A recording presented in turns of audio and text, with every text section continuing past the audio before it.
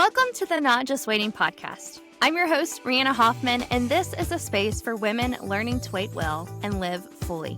Whether you're in the middle of uncertainty, transition, or just figuring out what's next, this podcast is here to remind you you are not behind, not forgotten, and definitely not just waiting. Let's dig into truth, grow in courage, and hold on to hope together. Hey friends, welcome back to the Not Just Waiting podcast. Today, I'm so excited to introduce you to Holly Pickerel, a holistic life coach, longtime educator, and recovered people pleaser who knows firsthand what it's like to live on the edge of burnout from saying yes to all of the wrong things. After more than 20 years in education, Holly now helps women make intentional decisions that reflect the kind of life they actually want to live, one rooted in peace, purpose, and presence.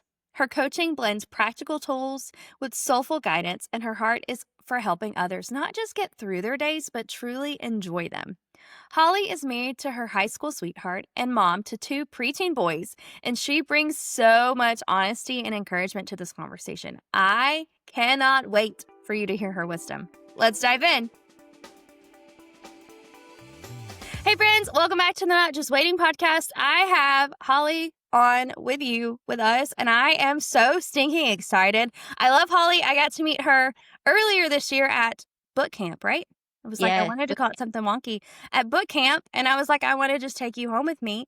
And so I was like, can you please be on my podcast? And she's doing all kinds of cool stuff, and you really need to follow her on Instagram because she gives you all the great advice, and like she just speaks to me as a person. And I joke that I am her who. When you write books, you have people that you're writing to, and I am her who. So I love her. I want to kidnap her, but she lives too far away for me to kidnap her. So we'll just work on that. We'll work on that. Reanna, I'm so happy to be here with you and your audience. I know, they're amazing. Yeah, and I have to tell you all, for those of you listening, when I met Reanna, I walked away from boot camp and she was one of the most encouraging, helpful people I feel like that I met because she was so invested in what I was doing and was a champion of what I was doing. And I'm sure that's probably how she shows up in real life for everyone. So that's another reason why I'm so happy to be here because I know Reanna is just a champion of women and a champion of other people. So thank you so much for having me. You're so sweet. See, I just want to kidnap her and take her to coffee and go on walks by her house. Like, that's what I want to do. Oh. So, Holly, can you give us a small snippet of what you do? Because I can say, hi, you're a coach, and some people are going to have no idea what that means. Yeah.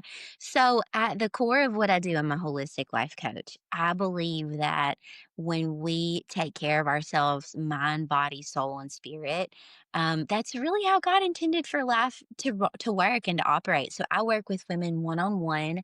I do curated workshops or speaking events, and I'm really, really passionate about helping women lead themselves wisely and create communities or passion projects or purpose driven projects that don't just help them express themselves, but help other people grow and become the best they can possibly be, not just for themselves, but for others. Like everything that we do is not ever just for us, it's for those people around us. And I believe that we're here to use our gifts, and I help women do that, hopefully well. So I love that. I love looking at your content, and I can't wait to get our listeners connected to you because I'm like, hey, friends, you need to go hang out with Holly. Oh, thank you, Reanna.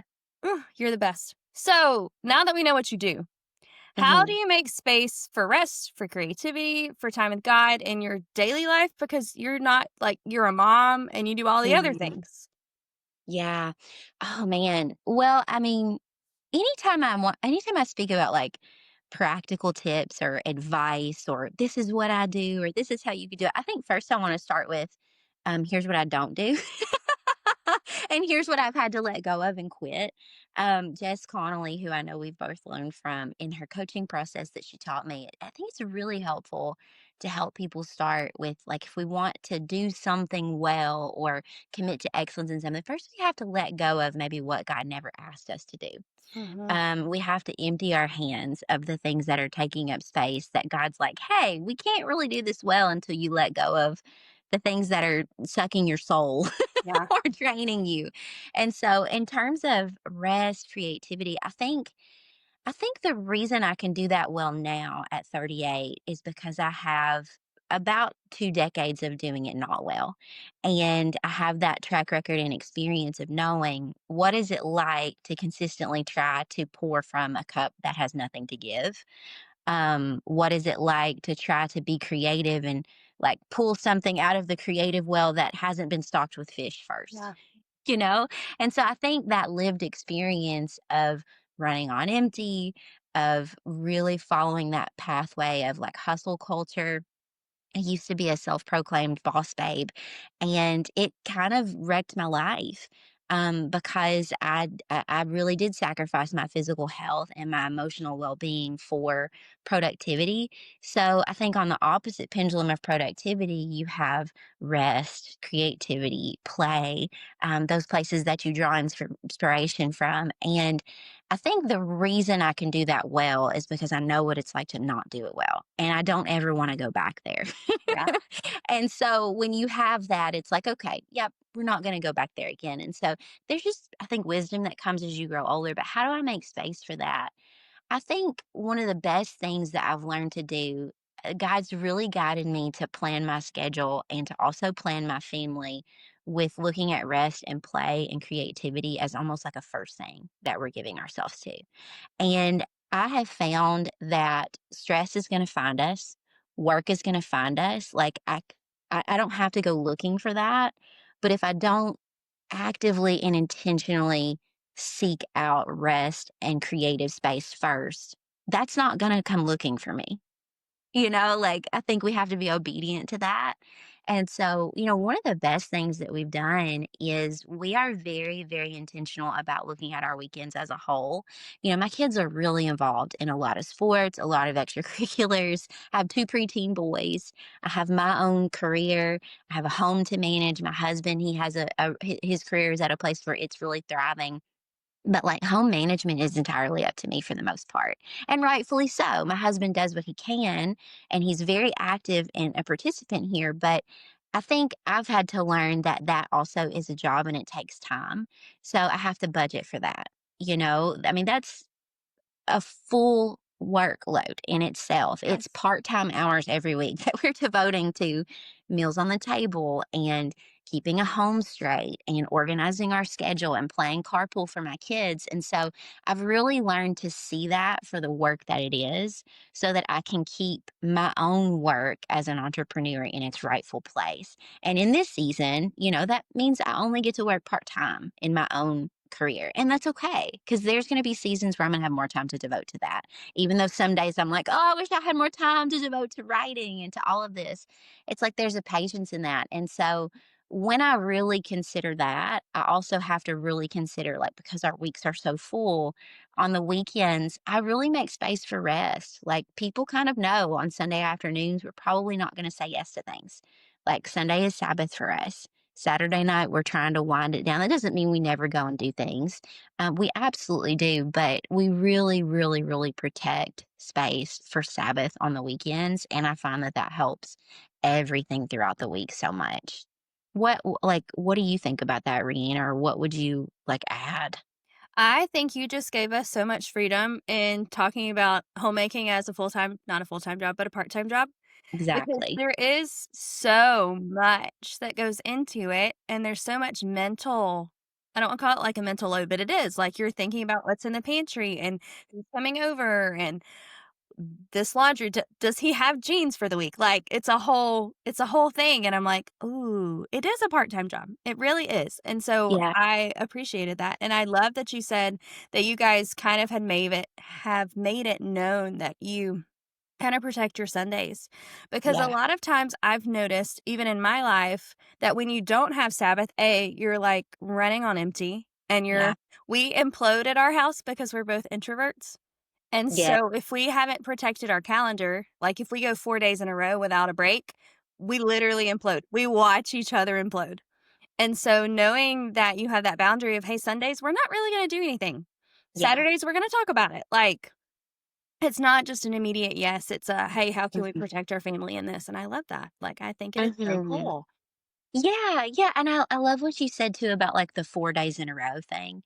I think that's where, like, we always come back to. It's just always looking at, like, the long game of what's our week as a whole look like, and, like, if we don't have enough space, I just know after 3 or 4 days, we're gonna be, ill with each other.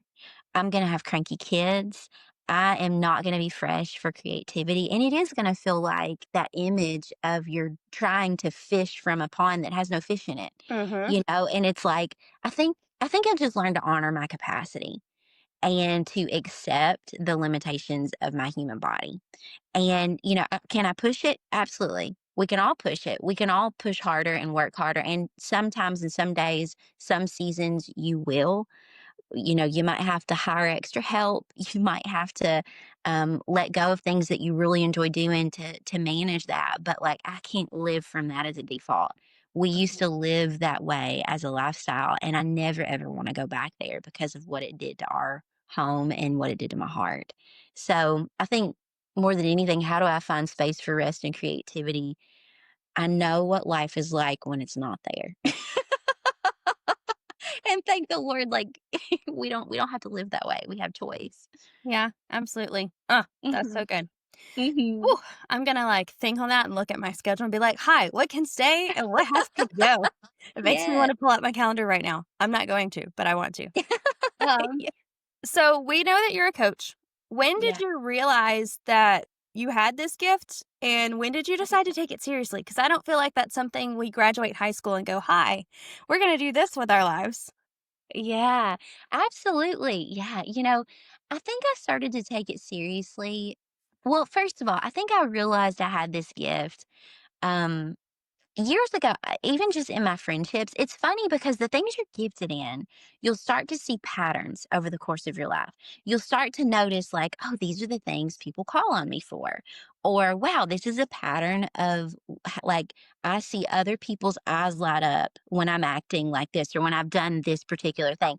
And I think you can recognize your own gifts when you start to notice, like, where in my days, where in my weeks did I really light up? Because when we're using our gifts and our callings, we are really lit up. Even if it's not connected to like a monetary reward or some achievement, it's like, no, what brought me the most joy when I look back over my week? And so I think for me, I have always been lit up by deep conversations. Like, I was the girl growing up, like, don't invite me to a sleepover of 15 girls. I want to, like, at the sleepover, you will find me in the corner with 2 girls, and we are sharing, like, the deepest, darkest stories of things that have gone on. Like, it's funny because some of my friends are like, "Yeah, Holly doesn't do small talk, she does big talk." I always tell people it's like I'm a little awkward when I meet people for the first time because I'm like, I don't really want to talk about the weather. I'm like, tell me the deepest fear you've ever had and how you overcame it, or like, what's the greatest trial God's ever allowed you to walk through. But I live for those types of conversations, and the depth of those conversations have never made me afraid. Like, I've never been afraid to go deep with people, and I've always sought for that, and I've always wanted those deep conversations. So I think my whole life that's been a thread.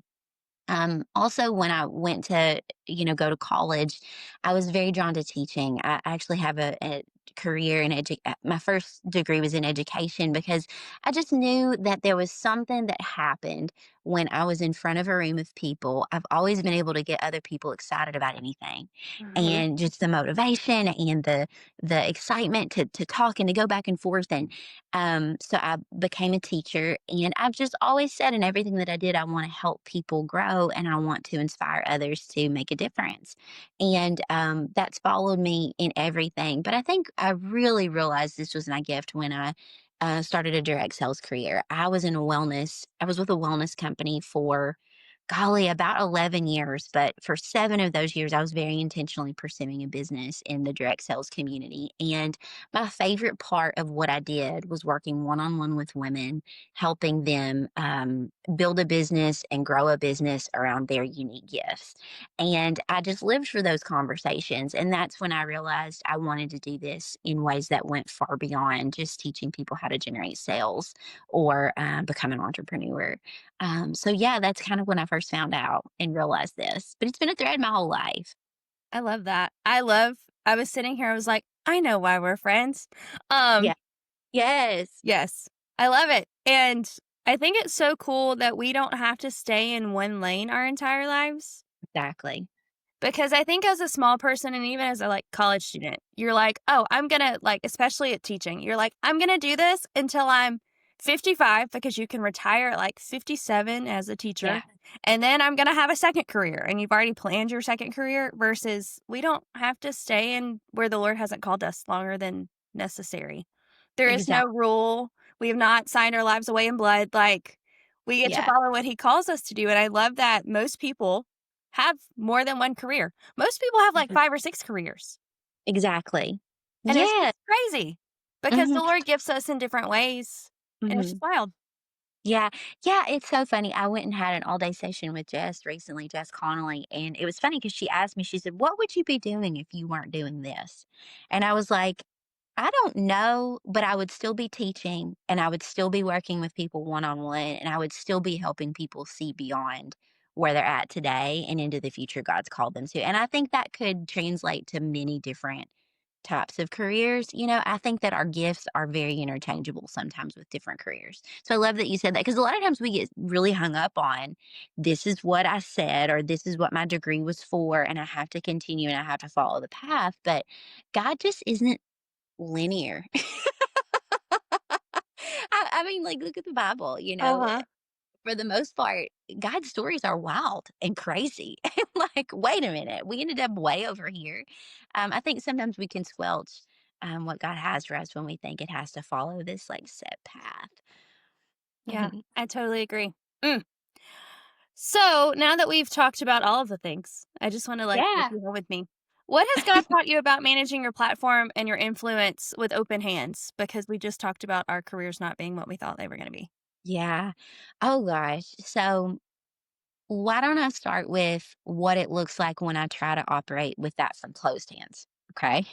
So here's what I'm learning. It's not when I try to when I try to steward those things with closed hands, it's very much about me and it's very much about having the right strategy.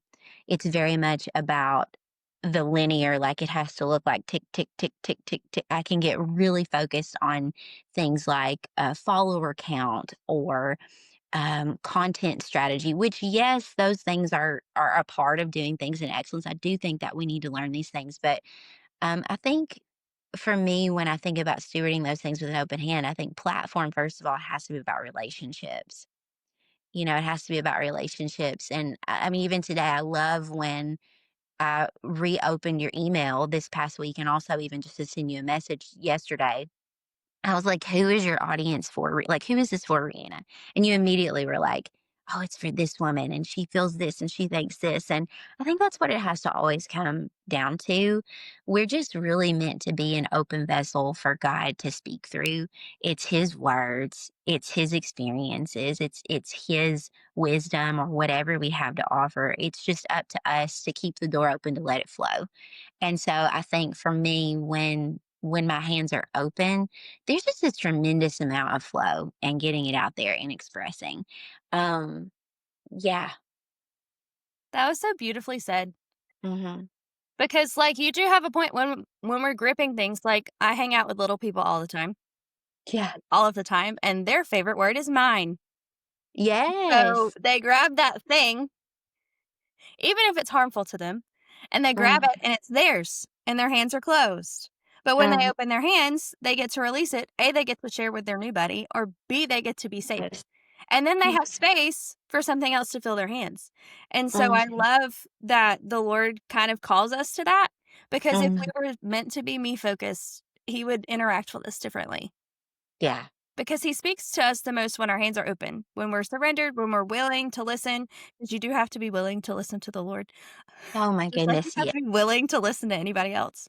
Yes. And, to go back to your first question too about listening to the Lord, I don't know about you, but when I don't have that rest and time to create, that's like just for me sometimes, or, it's not even Mhm. seen on Instagram. I can't really hear from the Lord, Yeah, and so I think they go hand in hand. I totally agree with that. Hmm. I so agree with that. So, We are the Not Just Waiting podcast. So we talk about waiting all the time. And one of the Mhm. things we talk about is how waiting is an active thing and not a passive thing. My favorite Mhm. example of passive waiting is sitting on my couch eating peanut butter cookies and watching Netflix. And it's not very productive. It's not very productive. So we talk about actively waiting all of the time, trying to figure out, okay, Lord, you've called us to do this. We're just going to take the next right step. So how are you waiting well in this season? Because we've also determined that everybody's waiting for something, even if it's just for Jesus to come back. Like we're all waiting at any given time. So how are you waiting well Yeah. this season? Well, that I think that's hilarious that you started it out with, like, waiting is active because that's exactly when I read your question, I was like, "That's exactly where I'm gonna go with it." So, I'll just be very transparent, but I have struggled with depression in the past, and one thing that I have found is I am most melancholy or struggling with depression when I am sitting on the couch eating peanut butter cookies and watching Netflix. And that doesn't mean I don't enjoy like a show Yeah. every now and then or that I don't love to read fiction books like I totally do. But what I found is waiting well is just like, okay, how can I get up and be active and be in motion? It's like how am I moving? How am I keeping things spinning and going? And how am I stirring the pot of things in my life, even if it's just from a maintenance perspective? So, one of the things that really helped me this summer, we had kind of more of an open schedule. I just committed to reading Proverbs 31 every day. And so I actually have it in front of me right now. And I just committed to reading Proverbs 31 because she's absolutely an example of activity. And when you read Proverbs 31, she talks about, first of all, she gets up before dawn to prepare breakfast. She plans the day of work for her servant girls. So she's actively in conversations with other people, helping them get things going. She goes to inspect a field and she buys it. I love that she's an entrepreneur. With her earnings, she plants a vineyard. She is energetic and strong. She's a hard worker. She's makes sure her dealings are profitable. I mean, she's like spinning thread. She's helping the poor. She's opening her arms to the needy. And it's like when I look at her example, I think her example can either make us feel like we're not enough, or there can be an unhealthy comparison, or it can just serve, I think, is the exact call that God meant for it to be. It's just an example of what we can do to be inspired because she doesn't really have time to be depressed. She is very active and she's very involved. And even from a neuroscience perspective, which I'm extremely passionate about in my coaching practice, um, there's just so much wisdom in the fact that she has a lot going on in her days to keep things moving and active and going. And I think for me, every day, no matter what, I'm trying to avoid apathy. I'm trying to ask the Lord to keep my hands busy and far from being idle. Because again, it's kind of like what I said earlier about how I've learned the hard way with no rest and no creativity. I've also learned the hard way with what it's like to have too much time sitting on a couch reading a book because I love to read. It's like at some point we have to apply what's in the book. Yeah. And it's not just about being productive, it's also about being healthy and being well and being of use for other people. So, yeah, I think that's the biggest thing that's helped me to wait well is exactly what you said. We have to wait actively. And what can we do to keep ourselves in motion so that we don't have that idle place? Yeah. And I do Mhm. love what you said about when I also struggle with like depression and anxiety. And Mhm. I was thinking as you were speaking, when I was teaching, I would struggle the most in the summer. And I was like, Yeah. I don't understand why I'm struggling in the summer. And then it Mhm. dawned on me, I don't have my schedule. I'm not active. I'm not busy. I mean, I'm doing random stuff, but it's not like you get to school at this time and then you have to have this done by Yes. this time and this time. And it's everything like your 15 minutes are scheduled out when you're a teacher. Yeah. And so I loved that you said being active because being active doesn't necessarily mean I don't I interpreted it as being productive. You don't have to like produce something to sell every day. Exactly. You can just work towards something, whether that's I'm going to get all of my laundry folded because sometimes that is the Really. biggest struggle in the world. I'm Yeah. staring at a pile of laundry on my couch right now. Mhm. And then, Yeah. like, just being active in doing what the Lord has called you to do. Sometimes that's babysitting somebody's kid or going out to coffee or going on a walk. Sometimes that is being productive in your business. But the Mhm. Lord calls us to be active and not passive because Mhm. when we do have that time, we do tend to spiral. And then we end up Yep. on the couch with peanut butter cookies to watch entire seasons of Yeah. shows. Yes, exactly, exactly. I think it's just making sure you look at your days and you're like, what am I stirring? What am I sifting? What am I busy with my hands? And you know, being intentional with your calendar too, so that you don't end up in those places where there's not enough to do. Yes, absolutely. Well, is there anything else you wanted to share with us? I know you have your ebook that I want everybody to know Yeah. about. Yeah, I'm so excited about my ebook. It's called The Commitment Cleanse. And, the subtitle is How to Say No, Protect Your Energy, and Create a Life That Feels Like You. This ebook is something that I would have needed probably 5 years ago. I wish I had have had it. It's your guide to reclaim your time, your energy, and your peace of mind by learning how to say no with confidence. Kind of like in the beginning, we talked about how, we can't often reap the fruits in our life until we say no to what is draining us and what is no longer meant to be there.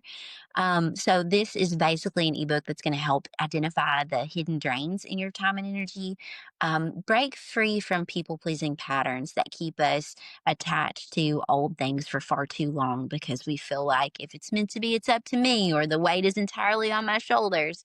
And to really learn the bodily signs of when you're overextending yourself to recognize that before we reach that place of burnout.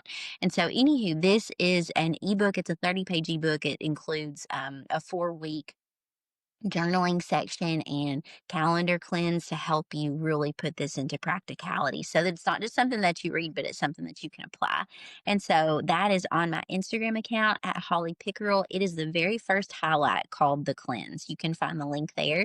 And I'll probably also have it up in other places too. In the little link section. So, yeah, the commitment cleanse. I'm really excited to share it with women. Yay! And we're gonna put it in the show notes so the people that are like, "Huh?" Yeah. It'll be the direct link will be there as well as her Instagram. You for real need to, like, go follow her Instagram Yeah. and watch her reels. They're so encouraging, and her Oh, office is thank so you, pretty. Reanna. Oh, And thank you so much, Reanna. I appreciate that. My office, I was telling her before, my office is absolutely an example of like waiting well. We just had our office. I just decorated and designed my office last year. It was a very fun project. My mom got to help me with it. And this is the first time in my life I've ever had an actual office in my home. It's always been like a converted closet. And a lot happened in that converted closet, but it's also really nice to have a space in my home to be able to receive people and do podcasts where I have a pretty background. So thank you so much for saying that. yeah. Well, thank you so much for jumping on. You're amazing. I'm gonna go back and rewatch this, and it brought me so much joy to get to chat with you. Oh, I'm so And thankful. yes, and friends, please go after you follow her Instagram, after you download the ebook, go DM, direct message for our friends that don't know what Yes. DM means. Go direct message Holly and tell her thank you for being on and how amazing she is. So yeah, Oh, be thank sure you you so tell her thank much. you. But I yeah. would love to hear. Oh man, I would love to hear from anybody that listens. And more than anything, just like what stuck out to you and what do you want to apply in your own life? I'm all about like how are we actually changing? How are we actually letting the Lord transform us and like walking in practical steps? And so I would absolutely love to hear from anybody who's listening to this. Yay. Whoop whoop. Okay, friends, it's been a joy and a privilege, and I can't wait to see you guys next week. Bye. Bye guys. Thanks for listening to the Not Just Waiting podcast. I hope today reminded you that even in the in between, God is working and you are not alone. If this episode encouraged you, would you share it with a friend? And don't forget to hit follow so you never miss a moment of truth, hope, and real conversation. You can find me on Instagram at reanna.ivy.hoff and join the community over on Substack for deeper reflections and weekly encouragement. Until next time, take heart, friend. God is in the waiting with you.